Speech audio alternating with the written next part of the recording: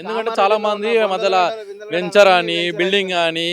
అని మన municipal commissioner మనోడు, చైర్మన్ మనోడు, కౌన్సిలర్ మనోడు, ఎమ్మెల్యే మనోడు అని చెప్పి వాళ్ళు చేసుకుంటారు. ఓలాలు చేసుకుంటారు. ఎవరికి ఏమన్నా రాదు. ఇక అట్లా మాట్లాడితే నాకు మైనస్ అవుతుంది కానీ ఏం చెప్పలేం కానీ కామారెడ్డిలో 100 ఏళ్ళ నుంచి ఇప్పటివరకు ఇట్లాంటి రాలేదు. మొట్టమొదటిసారి నేను చిన్న ఊహ తెలిసినప్పటి నుంచి కామారెడ్డి మలుగు చూసిన, అలుగు చూసిన. కానీ ఇప్పుడు మాత్రం బయట ఇంట్లోకెళ్ళి బయటకు రావడానికి భయపడుతున్నా. నేను వస్తే ఫ్యామిలీ మెంబర్ భయపడుతున్నారు. ఏమవుతుందో కామారెడ్డి బయటకు పోతే అన్నట్టు. అంత భయంకరం పరిస్థితి ఉంది. ఓన్లీ కామారెడ్డి కాదు మొత్తం స్టేట్ లెవెల్లో కూడా తెలిసింది కామారెడ్డి గురించి.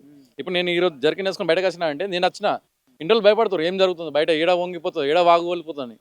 ఆల్రెడీ ఇంకొంచెం తెలియదు పోచారం డ్యామ్ కూడా ఒక దిశలో అయిపోతుంది. డ్యామ్ అయిపోతే ఇంకా డేంజర్ ఉంది. తెలంగాణ కామారెడ్డి కొంచెం తక్కువ ఉంది, మెదక్ ఏరియాలో కొన్ని ఎక్కువ ఉంటుంది ప్రాబ్లం. నాగిరిపేట లింగనపేట దగ్గర ఉంటుంది పోచారం డ్యామ్. ఆ డ్యామ్ కూడా ఫ్లోర్ ఉంది, హై ఫ్లోర్ ఉంది. అది ఇంకా కాలేదు. అయిపోతే మాత్రం ప్రాబ్లం ఇంకెక్కువ అవుతుంది.